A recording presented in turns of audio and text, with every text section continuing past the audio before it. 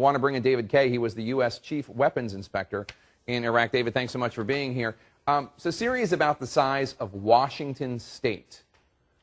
How do you do this? How do you go into a country that big and secure their chemical weapons? How many people do you need? Well, first of all, in terms of how you do it, you need the Syrians to declare, this is our stockpile, how many we have, this is location.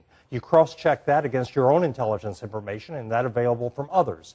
You go to the sites, and then the fun starts. Look, these are chemical weapons. You don't walk up to them dressed like this. If it's typical of chemical weapons, they'll be leakers.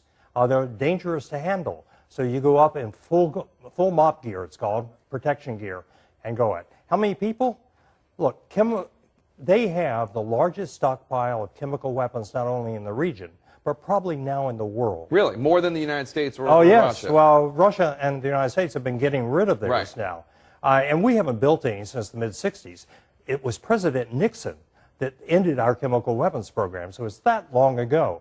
So in terms of how many people you need, I would guess just to establish the inventory and positive control using all the technical devices, seals, automatic cameras, and all that you would want to, you're talking well over 1,000 people. Well over 1,000 people. And I hate to bring up an inconvenient fact here, but they're in the middle of a civil war.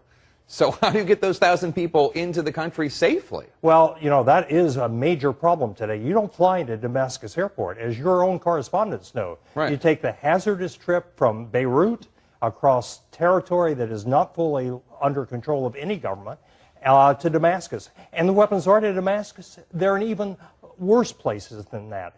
Some of the areas are actually actively contested by the rebels.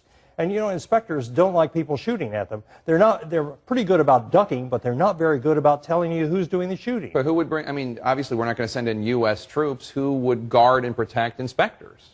Well, most likely, I think, you depend on regional forces. The Jordanians, the Turks.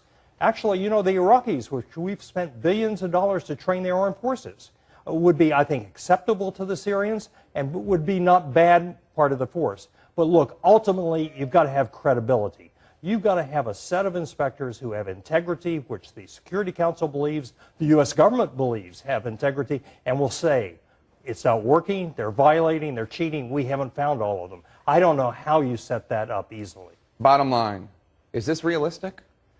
Look, it can be done. You're going to break a lot of crockery in doing it. If you try to do it by the book, you won't get it done in a decade, and that's too long. You need to take this opportunity and test and see if the Syrians and the Russians are real and if the rest of the international community will back up the inspectors. I think it can be done. It's certainly not easy.